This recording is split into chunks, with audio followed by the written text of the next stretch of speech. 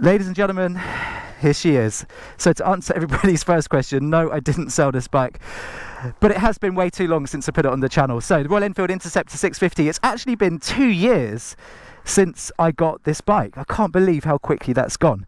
So with 2 years of ownership under my belt, I wanted to make a video asking the question, is this bike really worth the massive amount of hype and hysteria that it's garnered since it launched? It's definitely one of those hypey bikes, and that can make it confusing for people that might want to buy one. So let's jump in. 2 years of experience under the belt. What's it all about? Let's find out. It's an absolutely beautiful Saturday morning for riding. Perfect weather here, not too hot, not too cold, just right. Love it on days like this. So it's been 2 years since I got the Royal Enfield Interceptor 650, and I don't know if you remember, a while ago I made a video on the channel, quite a popular video, talking about the 5 positive things about this bike, and I said at some point I would do a 5 negative things about the bike. And do you know what, I don't want to make that video. It's just a little bit too, well, negative really, to be honest. Instead, I thought it would be more useful to talk about the huge amount of hype that this bike has had and whether or not it lives up to those expectations. Now, when we talk about motorbike hype, it's one of those things that happens to a select few motorbike brands and models where seemingly they become all things to all people. They get universal praise, hysteria, and the danger is that a lot of customers end up buying into bikes like that, thinking that they're going to be right for them. Look at bikes like the BMW GS, for example. Classic example of quite a niche bike, really, getting massively picked up by the mainstream. Everybody talks about it, everybody wants one, but actually, you look at the number of bikes that you see for sale up on platforms like Auto Trader that have done a couple of thousand miles, about a year old, and you think, there's a lot of people making mistakes around these kind of hyped up bikes. And I think the Royal Enfield Interceptor 650 is one of those kind of bikes that, because everybody seems to love it, everybody seems to think it might work for them, but that's not the case. So who's it right for? Who should avoid this bike? I personally, just to get it out of the way, have absolutely loved my time on this bike, and I still do. You know, it is a fantastic machine, but I use it for stuff like this, you know, out on a Saturday morning, bimbling around. I don't commute on it, I don't do massive amounts of miles, and for me personally, if that's what I was going to do, if I wanted a workhorse machine, I think there are probably better bikes out there.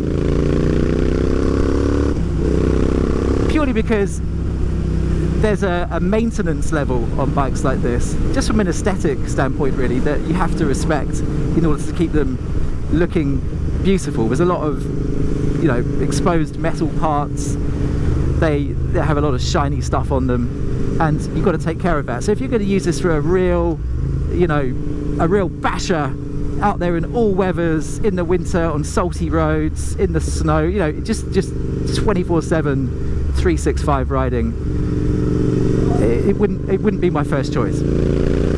So if that's what you're looking for, maybe avoid it. The other thing I'd say about this bike is it's definitely a less is more kind of machine. If you were to strip away the romance of the Royal Enfield branding, you took that off the bike, forget that, put that to one side, because I know that's a huge factor, but if you take it away, what are you really left with? Okay, so that, you know, that's the thing you need to think about. What is it really underneath the badge that's been put on it? And what it is a budget, Indian built, very basic motorbike that leans into that classic, iconic British design. There isn't really much to talk about in terms of features and functions on this bike, because it doesn't really have any. It's very, very minimalistic.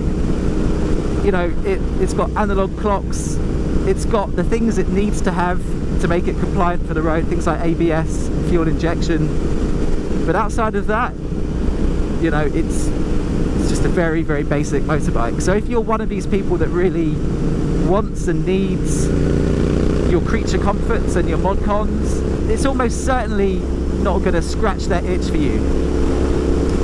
So just bear in mind, it is a basic budget bike, and definitely if you've come off of more premium machines, you'll notice some of the cost cutting, if you like, or efficiencies that they've put in place to bring this bike in at the price point it's at, which is just under £6,000. I actually think it's still a lot of bike for your money, but me wanting a little bit more of a premium experience on this bike, I have changed out a lot of parts, and there's tons of videos on my channel that talk about some of the mods, some of the bits and pieces that I've done on this bike to make it what I wanted it to be.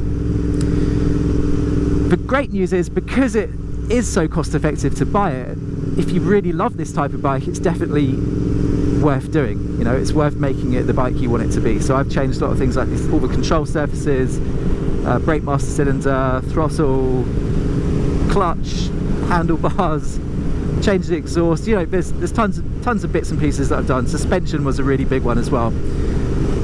So just know that it is a budget bike. Okay, it's not perfect, and if you've come from more premium machines, you're going to feel that. The other thing to talk about is the power profile, because that's always a big thing.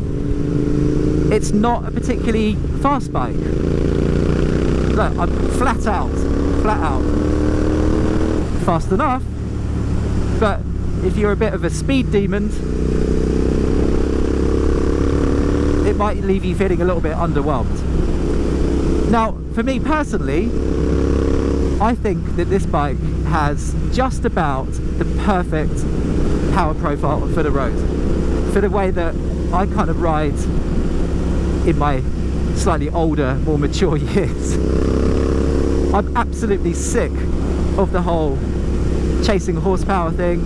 So if you're doing more kind of chilled out, easygoing riding, you're not trying to scrub your tyres and get your knee down on every single corner, then this is going to be perfectly adequate. But just do bear in mind, if you're a bit of a thrill seeker, it's going to leave you feeling a little bit cold in that sense. But you probably knew that.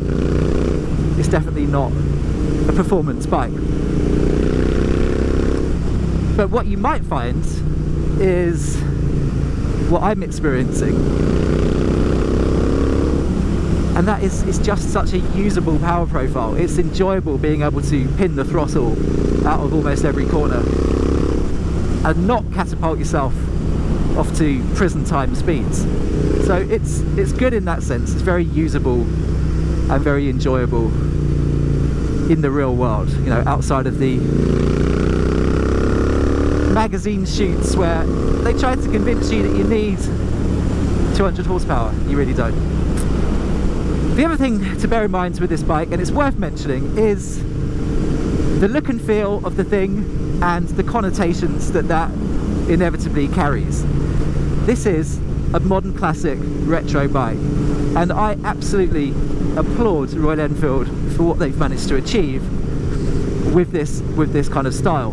And actually, the more I look at bikes like the BSA Gold Star and notice things like that massive radiator up front and things like that, the more I really love what Royal Enfield have managed to achieve with the Interceptor, because it looks so genuine. Yes, it's missing some of the little touches, like, you know, it doesn't have carburetors and all that kind of stuff, you know, but as far as they could push it, I think they have achieved a really good looking modern classic motorcycle. But just bear in mind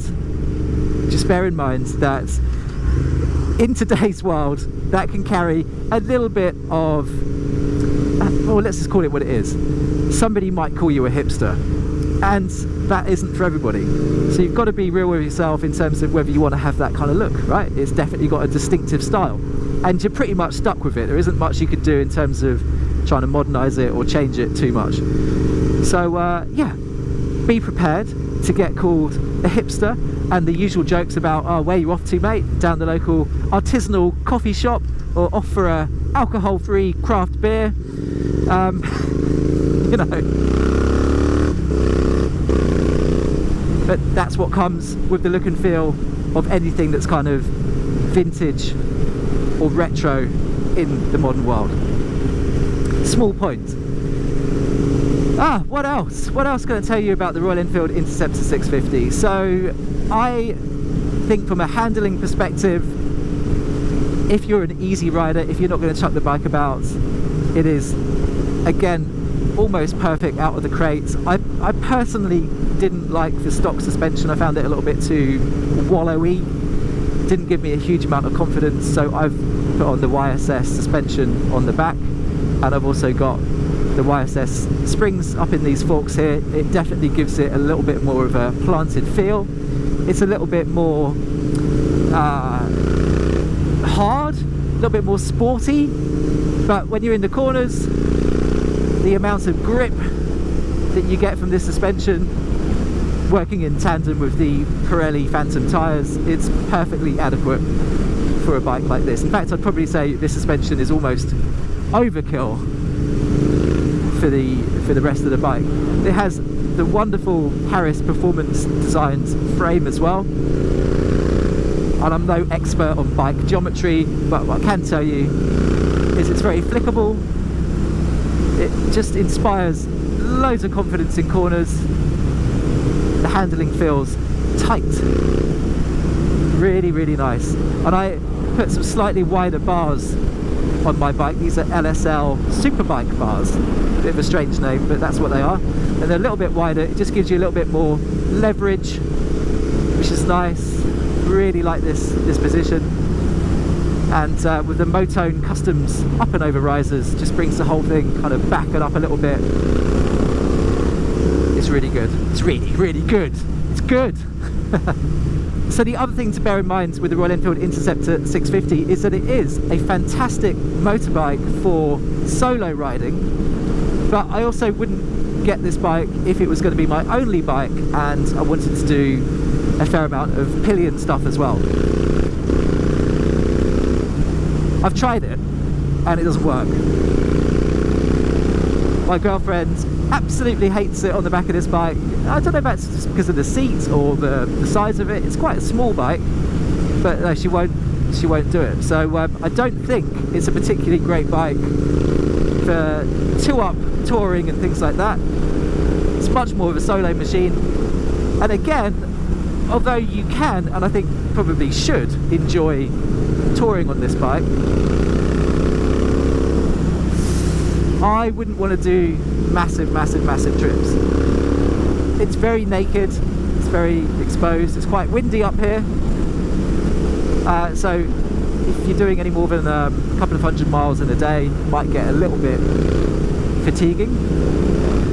So probably not ideal for touring. I don't really use it for commuting, but I do use it for kind of bimbling around Sunday afternoon, Saturday afternoon, a little bit of downtime. It is just my best mate in that sense. In fact, for that kind of riding, for me personally, it's one of the best bikes that I've ever owned. And I've said that multiple times on the channel. 2 years after getting this bike and actually living with it and really getting to know it, I still say the same thing. In fact, the more miles I do on it, the more I get to know it, the more I love it.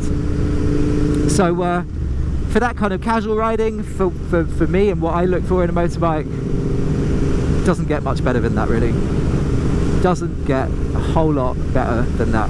So my overall advice for people potentially looking to get into this bike would firstly be go test ride one, and secondly, if you do decide to buy it, I would strongly advise that you set aside some budget to do a little bit of customization, a little bit of modernization on it, because I think you will notice that some of the parts are a little bit rattly, a little bit janky, and I just think the bike deserves a little bit of investment to improve certain areas.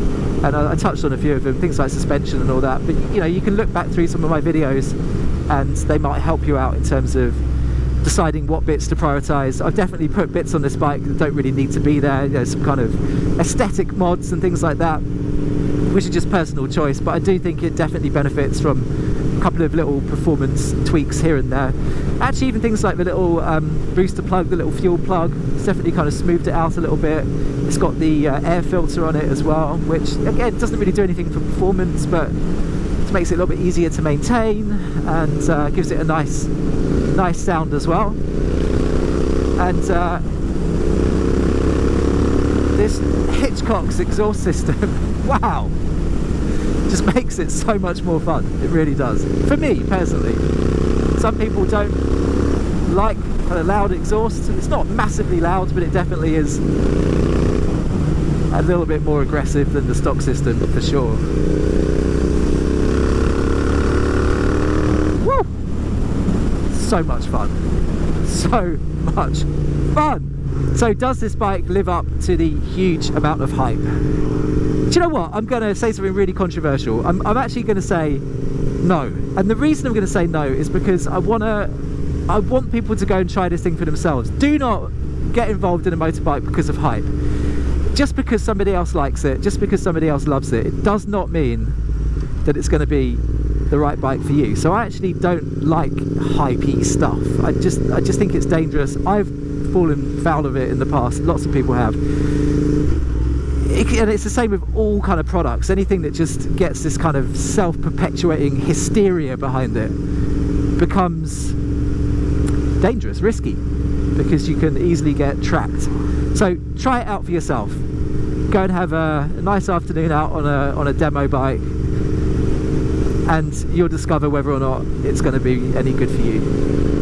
But the high level advice is, if you're looking for something that is deliberately less rather than more, if you're looking to stick your finger up at modernity and be happy on something that is deliberately stripped back to bare bones, then you're going to be in the right kind of starting place for this type of bike.